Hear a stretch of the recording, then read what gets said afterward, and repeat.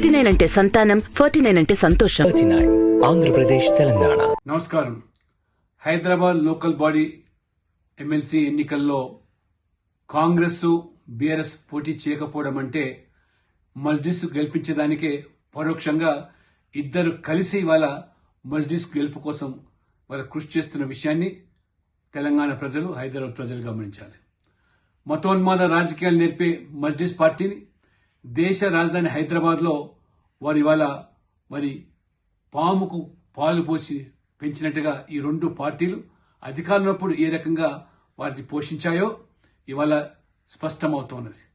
10 సంవత్సరాలు అధికారంలో ఉన్నటువంటి బీఆర్ఎస్ పార్టీ ఇవాళ ప్రధాన ప్రతిపక్ష పార్టీ పోటీ చేయకపోవడం, రాష్ట్రాన్ని పాలిస్తున్నటువంటి కాంగ్రెస్ పార్టీ ఇవాళ రాష్ట్ర రాజధానిలో పోటీ చేయకపోవడం.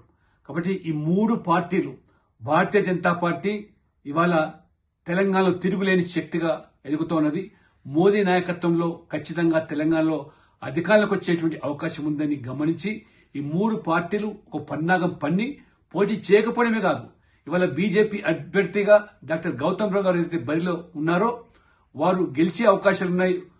ఈ ప్రజాప్రతినిధులు ఓటర్లకు అవకాశం ఇస్తే అని భావించి ప్రజాస్వామ్యంలో ఇవాళ ఓటు వెయ్యొద్దని చెప్పి పిలుపునివ్వడం నిజంగా చాలా ఇది హాస్యాస్పదంగా ఉన్నది.